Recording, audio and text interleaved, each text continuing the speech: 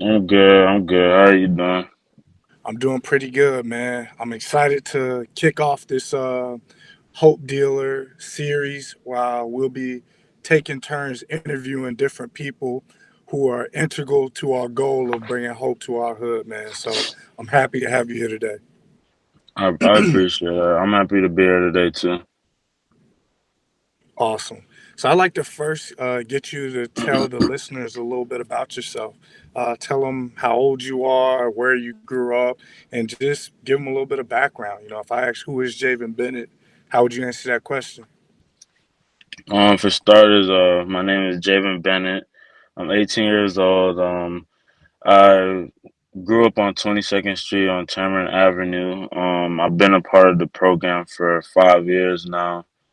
The reason for me joining is because, like Ricky always says, the people who want real change need it, lead it. And I felt like I was one of those people, because I knew I didn't want to be in that street life. And I knew, honestly, that it's not me. Like, that street life isn't for everybody. So I knew I just had to be a part of something that was like trying to stop the negativity going on where I grew up at. Awesome, awesome. And that's real, man. I remember when Norman and I first met you. And for those of you who don't know, Norman Austin is our program director, and he's been riding shotgun since the beginning. I remember when we first met you, Javen. Your brother, your older brother, was a part of the program, and you had always wanted to tag along, but you were never old enough. But you Yeah. you were persistent, bro. Like you always asked if you could come and be a part of it. Like what was that like for you? Like in the beginning, like seeing your brother a part of the program, knowing you were too young, and then now not only being a part of the program but leading it. Well, how it felt, it was like a more so like at that time I was like I'm gonna always try to find a way to get in with you guys, girl, even if I was too young kids. Like you guys would be at the park hooping, and I was just like, they can't tell me I can't hoop it. Now you feel me? So and then seeing my older brother a part of the program too is like I looked up to my older brother, and I feel like the people you look up to, whatever they're doing, that's what you're gonna feel like is cool, or like what you should be doing. And he was a part of the program, doing his thing, always with you guys, and like it grew on me that like this isn't something to like not be a part of. This isn't lame to be a part of it, cause my brother's doing it. Like to me, it's like whatever my brother did, it wasn't lame. Like it was something cool to do. You feel me? And I'm glad that he was a part of the program too, because if he didn't find any interest in it, I probably wouldn't be here today. Right. And you hit on something that's super important. And I think many people would find it cool to know is that our entire mentoring program is to empower the young men most affected by delinquency and gun violence to take the lead in setting a new culture in the community where those Yeah, things aren't the outcomes. Like, we want this organization to be a platform for you guys to kind of rewrite what's cool and what's not, what's acceptable and what's not acceptable. And to see yeah, your brother impacted you the way he did, like that brings me joy because that's why I created the program. Like, and we want to continue doing that. Like, what makes Hope Dealer mentoring attractive is the Hope Dealer mentees. Like, we want yeah, other young people to see the amazing things that you guys are getting to be a part of, and we want them to want to be a part of that. We want what you guys are doing to be more attractive than looking over your shoulder every night and worried about someone coming to shoot you. Every time you see a police officer, you're worried about them coming to harass you or take you. Like, and because I always tell people all the time, when I was growing up, the only role models I had were the neighborhood dope dealers. Like, that's what was cool to me yeah, because that's all I saw. Like, I wanted to be like my older brothers. Both of my older brothers were neighborhood dope dealers, and my brothers were cool to me. And I wanted to be like my big brothers. So in my head, when I got old enough, I was gonna follow in the footsteps of my older brothers. And I know that your older brother, in the time that he was a part of this program, set solid footsteps for you to walk in, and now here you yeah, are walking in those footsteps, man. I commend yeah. you And for that's that. why. That's And yeah, that's why, like, me doing what I'm doing now and being a part of, like, inner city innovators from when I was just a mentee to volunteer to, like, actually, like, working with you guys. Like, I could tell myself, like, I put myself in this position, but then it's like at the end of the day, I always got to give my brother the credit too, because, like I said, if it wasn't for him, like, showing me, like, listen, like, is multiple ways to live a good life. You don't have to like stay here and like do what everybody else is doing. I wouldn't be here, so I always got to give my credit to him. And that's Right, why I honestly feel like for us, like the older guys now that's a part of the program, we have to constantly like be true to ourselves and be true about what the program is about. Because if we're not true to it, then and we're just going around just saying like the program is something it's not, then a lot of people are gonna feel like we're not real to our word. But if we are real to our word and we do like what we're meant to do, a lot of the younger guys are gonna look up to us and realize like, man, like I want to be a hope dealer, not a dope dealer, or I right, want to leave my community. I don't want to bring down my community. Because a lot of the younger guys, when they come up now, they think that by them just doing like the negative that everybody else is doing in the hood, it's like they feel like, oh, that's the only way. Like, that's the only thing. But in reality, it's not. And we just need more people to like honestly like lead that change and show that like it's other ways. Like, you feel me? right. Exactly. And you're so right. Like when people think of like mentors or they think of leaders, they don't oftentimes think of an 18-year-old kid who grew up in the hood stepping up to lead in that way. And I think Yeah, the most beautiful thing that we do is we make we make being a mentor or be I don't even want to say a role model. I say what Tupac said and that you touched on, which is a real model. Like yeah, when people think of real models, they don't necessarily think of us stepping up to lead in these ways in our community. And I think that's what makes our program different from many other programs. Other organizations, like, and I'm not against what other organizations do. I'm not against like a doctor or a lawyer coming in to mentor kids. Like, that's needed. We welcome that. But the yeah, most powerful example is the example of that young man that's 18, maybe I'm 15, and you're a few years older than me, and I'm watching how you navigate life in our community in a way where you're not a victim, where you're not in and out of prison, where you haven't sacrificed your future on an altar of seeming cool to your peers. And I think that's the most beautiful thing about what we do. And it's authentic. Like our core values as an organization can be summed up in the word real. The R is for resilient, the E is for empathetic, the A is for authentic, and the L is for leader. And authentic, like you touched on that a lot because if we're not being true to who we are as people, the young men in our program can pick up on that and they're yeah, gonna most go where they definitely. feel like people are being real. Yeah, and I feel like we go over real every week, and I feel like the most like they're all most definitely important, but I feel like the most important one to me that like I would never forget is being authentic because if you're not being real to something, nothing else in real matters. You have to be Right, authentic. You have to be real. Cause it's like if you're not real, then everything else around it is fake. And right, I feel like we're most definitely authentic, especially us coming from where we come from. Because it's crazy, like how regardless, like we all grew up in different years, but like we all came from the same hood. So we yeah, know what it's like out there in our hood. You feel right, me? So it's like it's not like we're coming in telling these kids, "Oh, don't do this, don't do this," and then we don't really know the circumstance when we really do, cause we came from where they came from, and right, like we changed, like we was able to make that change, and like we're just showing them that they can, like we just being real with them. right. Exactly, man. And that's powerful. And that's why when we came up with the core value, like we knew it had to be something that represented who we were and what we needed to be if we're going to build our program. And resilience is just important. Resilience is the R in our core value, and that's the Yeah, ability to bounce back. Like in life, you in your 18 short years, you've had many hardships that you went up against that could have knocked you out of the game, but you yeah, kept getting back up, you know? And after watching you being a part of our mentoring program for so many years, like you embody what it means to be resilient. Like you've had several things that could have knocked you out of program or knocked you out of leading, but you never let those things knock you down. What do you say it is about our mentoring dynamics that gave you the opportunity to find your resilience?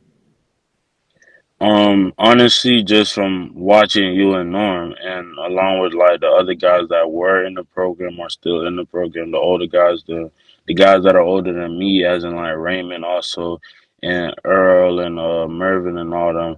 Like I've seen you guys like I may have not know the exact circumstance, but I see you guys go through certain things, but you guys managed to like keep pushing. Like you guys never forgot the plan. Like something may have happened and like you showed up looking gloomy, but then when it was time to like get on it and like show it, like you guys did that and you guys were able to always bounce back.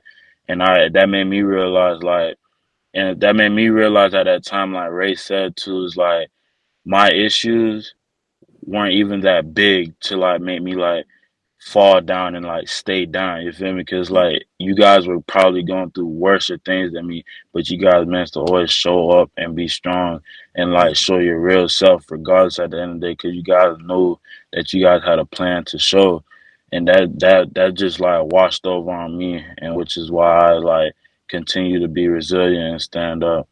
Right. Man, that's beautiful, bro. And you can never underestimate the power of example. And that's why, like, I'm proud of the way we do group. For many of our listeners, you may not understand, but Hope Dealer Mentoring is a hybrid mentoring program.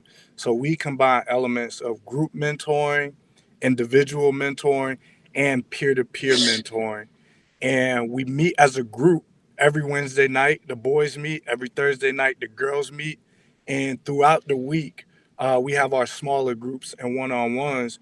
And the beauty of our group mentoring program is what Javen kind of touched on, was that hearing other people's stories and seeing other people's examples. Like when you're showing, it's like going to church every week, where you may be at a place where you're about ready to give up or give in to the pressures around you, and you see your peer just hanging on for one more week.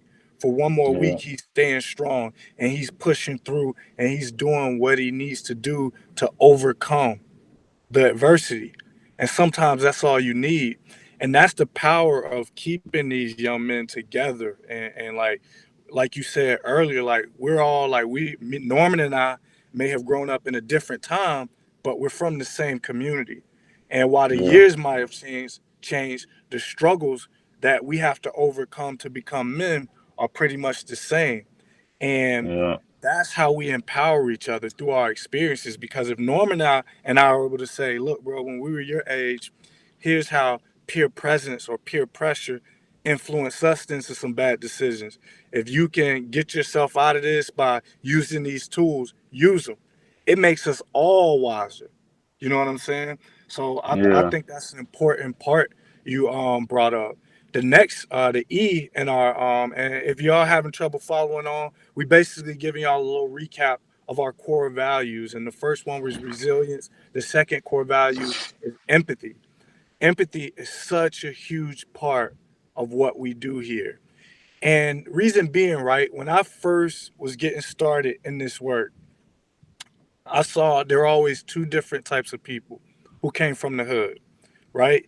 You had the one type of person who made it out of the hood, they became successful, and then their attitude towards people in the hood was like, I did it, they better do it, or yeah, they're still there because they're not willing to do X, Y, and Z. There was almost this like judgment about people who were from where these people came from. You know, there's a very negative like crabs in the bucket type thing, and like I'm lucky I escaped. And then there was another type of person who made it out, but they still had a heart for their people because they know how hard it was to make it out.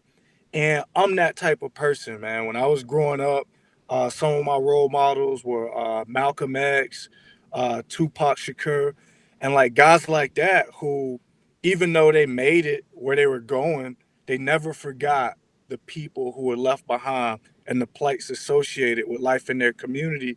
and they always tried to do something to give back and make a way. And that's my heart, man. Like, Yeah, I can afford to live outside of my community now, but I will never forget the plights of life in my community, and I would never stop doing everything in my power to open doors for everyone coming behind me. And even if people aren't able to escape, they shouldn't have to live in a hellhole. So I consider it my role and my responsibility for the rest of my life to do everything I can, no matter how far up the socioeconomic ladder I go, to improve conditions for people still living there and improving access for anyone that wants to get out. And how do yeah, you feel about empathy? Like, how do you keep your heart soft towards, because it's hard, right? You see, like, most of the, like, the beefs you end up with, they're young men that look like you, and they come yeah. from where you come from. They like, you see them at school, you pass by them in the streets, and a part of you has to, like, all right, I got to protect myself from this. So how do you maintain that level of empathy or that level of understanding that helps you to keep fighting for your people, even when sometimes you feel like it's hard? Because at the end of the day, like like it may sound simple, but like this is the realest thing anybody could say in my opinion. At the end of the day, what I probably went through with my mom, my dad, my uncle, my aunt, that person went through the same thing. He Mm, literally like he just because he's literally from a different hood, that hood is literally 2 minutes away from my hood. I mm, knew that we went through the same struggle, and it may not be the same exact struggle, but it's like, and they were both struggling, so we're both trying to put on this image of like, don't mess with me. If you mm. mess with me, I'm on that, da da da. And then it's like, Yeah. if we end up hurting each other, whether it's us fighting each other or God forbid, like killing each other, it's like you didn't gain anything from it because at the end Mm, it's like, well, it was just another black kid in the hood that died. Like, so right. it's pointless. That's why I managed to like be empathetic about it because like I gotta put myself in that person's shoes. I know he's probably doing this out of frustration, anger. He feel Mm, like he has to put on this facade to where like he gotta look tough, so that way nobody's messing with him because he already probably feels like he's weak and he can't do nothing to change his like living conditions or anything. So it's like at the end they were all the same. So right. yeah, Damn, bro. That's real right there. And I always, like, even when I'm doing speaking engagements with youth, I'm like, we're brainwashed to think that any other young black male that we're beefing with is our opposition. It's like we've yeah, been tricked into seeing each other as the enemies when really, bro, we're the same person. We just grew up in different homes on different sides of the street, really. Yet they've brainwashed us into thinking that we're each other's enemies. And I feel like I feel like it's really a form of white supremacy that we have succumbed to and we've given ourselves to execute on behalf yeah, of people who we know don't have our best interests in mind. So I can't go and be angry at the Ku Klux Klan. I can't go and be mad at Donald Trump or anyone that's racist when it's my own brothers gunning at me who don't yeah, and even know that that's unwittingly they're buying into an ideology that's more harmful to me than what a lot of other people are doing. yeah, and that's why I feel like when that whole George Floyd thing was happening, rest in peace, George Floyd. I felt like we were doing all these marches, these rioting, these riots and everything, but then it's like when it's a black on black crime, nobody wants to speak up. Like, and it's like our marches when we march, yes, they're most definitely important. Like that's just showing love and support. But then it's like I'm not saying rioting and smashing windows are good, but it's like it's never the same energy for black on black crime. But then Right, the other race does it, and I'm not defending the other race because it was wrong what the officer did to George Floyd. But it's like the other race does it, and it's like the whole world blows up. But then when it's right, black on black crime, it's like nobody wants to like do anything. It's like okay, as long as that race didn't do it, then it's fine. Like, and I right. feel like that's honestly ridiculous. Like we have to do more when it comes to that. Absolutely. It's hypocritical at best. And if we're real, a black life is a black life is a black life. Like we should be yeah, angry anytime a black life is unnecessarily taken by any means. And I think that's yeah, what makes our mission pure is we got that and we got it from the beginning and we always kept the main thing. Like when the George Floyd protests were happening, we were active, we were involved, and we went and we supported our brothers who were organizing to that end, but we kept yeah, it clear. Like our mission is our mission. Our mission is to stop our brothers from stopping our brothers from killing our brothers. Because if we can yeah, stop that, we can organize ourselves at a more powerful level down the road to start dealing with those more systemic issues. We can't talk about dismantling systems of oppression when we're still killing each other in our own camp. You know what I'm saying? exactly. So our heart, bro, let's preserve our lives and our outcomes. Let's get organized, let's educate ourselves, and let's move. And that's why I'm proud of the work that Norman, myself, you, and all the guys associated with our movement are a part of because we don't believe it's one or the other. It's everything, but we can't address everything. Like it's like trying to worry about what's going on in the community and your house is out of order. We need to get our house in order before we worry about what's going on across the street. And I Yeah, think we've been able to do that. So I think we got the right model. You know, we speak to those injustices on the national level as well as they come up. But we got to keep the main thing, if we're hoping to make a dent where it matters most, and that's preserving yeah, and most protecting the lives definitely. of our black boys. Yeah, most definitely. Lastly, we talked about authenticity, and if you're having trouble keeping up still, our core value is real, REAL. The R is for resilience, the E is for empathetic, the A is for authenticity. We talked about that earlier, and the L is for leadership, you know, how we show up to lead in our own lives. And this is big. I feel like this leadership thing normally when we talk about leaders, we're thinking of the crowds and this whole public thing, but the leadership in our core value is how we're leading ourselves. And how do you Yeah. feel like the Hope Dealer mentoring program has helped you lead yourself over the years? I mean, just being like the perfect role model and letting myself know, like, like you always say, the people who need it, lead Change it. You happens when the feel me? people who need it lead it. You know? Yeah, and I felt like I could be a part of this program and like help out as much as I want, but then when it comes to me personally, like I have to lead myself too. Like you could allow other people to lead you, but I have to lead myself too, and that's how I felt you guys helped me because you guys made me build that I don't know the word like that self leading. Like I Yeah, learned how to self lead efficacy. myself. Yep, Yeah, and once I learned how to do that, I was able to lead others and teach others how to lead themselves. right. And this is kind of a joke, but it's real. Like when I first met you, bro, you had to be one of the laziest teenagers I had ever met in my life. Like we used to call you Yeah, like sloth, bro. You yeah, I moved remember you slow, guys you did. talked slow. But now, bro, you're Yeah, like the opposite, bro. Like you're the most energetic, you do the most, you speak the most. How like you basically like did a transformation, bro. If the MVP, if we were the NBA giving out a most improved award, bro, you'd win it. Like how did you go from that to what you are now? Like you work several jobs, you're doing well in school, you volunteer countless hours a month, you mentor youth, you do community engagement. Like how did you go from not liking or enjoying anything to like being the Renaissance man and doing it all?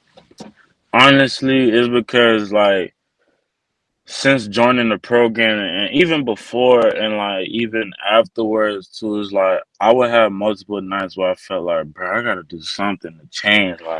Like me just sitting in the house playing the game, not wanting to be involved or anything. It started. Most teams would be like, well, at least I'm not in trouble. At least I'm staying in the house. You feel me? But then it's like you don't have to get in trouble. You feel me? It's just like I just felt like me, it just started to catch up to me. Like, you know, when something catches up to you, and you're like, bruh, I gotta change that. And people been telling me for months, like, bro, come on, stop being lazy, bro, come on, you gotta do this. And it's like it finally started to catch up to me personally, and I didn't like it. So I started like putting in effort, and then sometimes I may slack. I'll be like, all right, I put in enough effort that week. I'm just chill this week. But then I felt like, bro, things aren't gonna come. I was like, if you want something, you gotta work hard now, so that way later on you could chill. And it's like I want it now, so that way later on in life I'm not struggling and saying, "Man, I wish I did that when I was that age. Man, I wish I did that when I could have did that." So it's like that's those thoughts and the Yeah. people constantly telling me like I gotta change and it catching up to me is what made me do that whole 360. Cause like I Yeah. came to like realization, like I realized being in the house all day, being lazy, only coming out to things when it benefited me wasn't it. Like it wasn't good. Like it wasn't. Yeah. If I'm a parent and I'm listening to this and I got a kid that's at home lazy, like I'm encouraged by what this program could offer my son because of you, bro. Like Yeah, if like you're like we used to get calls from the school, your mom would call us crying, worried about you, bro. yeah, Like you were like you were one of the worst kids and like you truly you turned it around, bro. And now you're an exemplary leader and role model not only in our program but to our entire community, bro. So you are what gives me hope, bro. Like you give Norman and I hope that everything we do it works and it matters. We just got to get better at it. You know, yeah. what would you say to parents in our community that are struggling with a young man that they feel like is like probably leaning towards the streets or leaning towards the worst role models? What would you say to them to encourage them to get their young person in our program? Honestly, first things first, I'll tell them we came and what we came from. As simple as that. I'll tell them our stories and tell them how you guys had an effect on most of us that led us to making that change also too. Mm, that's real, bro. And I'm telling you, man, like I'm so encouraged by our work. Like this, it's not work for us, bro. Like it's a culture. It's who we are. And Norman Yeah, and I, like we tell y'all over and over again, like y'all are getting up there, bro. Like y'all are no longer our mentees, bro. Like y'all are becoming our peers, bro. You know what I'm saying? Like where I look at yeah, y'all and I respect y'all as young men because I know how hard it is to take the steps that you've taken at such a young age, but those steps are vital. Like you couldn't have yeah, afforded not to take the steps you've taken in your life because of the consequences all around you that you see in the community, right? yeah. So, listen, man, I don't want to hold people too long. I want to keep all of our conversations under 30 minutes, but it's safe to say that I'm getting you back for a part two Uh, because there's so much more that we could touch on, bro. And, bro, you could tell you've been around me for a few years because you got the juice, yeah, bro. You got the yeah, juice. You know how to yeah. talk, boy. You got the gift of gab, man. So, I'm proud of you, man. And do you have any Thank you. last words you want to say to the crowd?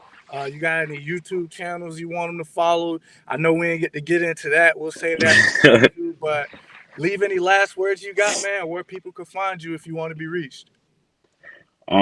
Well, my Instagram, if you want to contact me, is Trapping with Jay.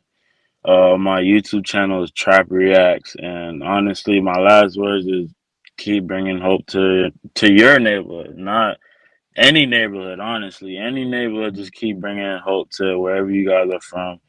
Just keep bringing hope, because it's never too late. But you rather start now than later. Mm. And that's real, man. And that's why we the hope dealers, man. Everybody can deal hope from where they are. And like I always say, I say again, real change happens when the people who need it lead it. If you Leave want to it. see change in our world, you got to step up to lead it. Superman ain't coming. Nobody's coming to save us. If you want to see Yeah, something change in our world, you got to step up to do it. That's what I'm doing. That's what Javen's doing. And that's what we've devoted our life to. So anybody could be a part of that movement. If you want to know how you can do that or how to put one foot in the other in that direction, reach out, man. I'd love to talk to you. I'm sure Javen would love to talk to you, but we willing to Yeah, help anyone that's wanting to stop complaining and put on their boots and do the work needed to bring change to our world. yeah, So, Javen, I want to thank you for your time, and no I'll see you at problem. mentoring this week. And everybody else, y'all expect them back for part two. Thanks, bro. You're welcome.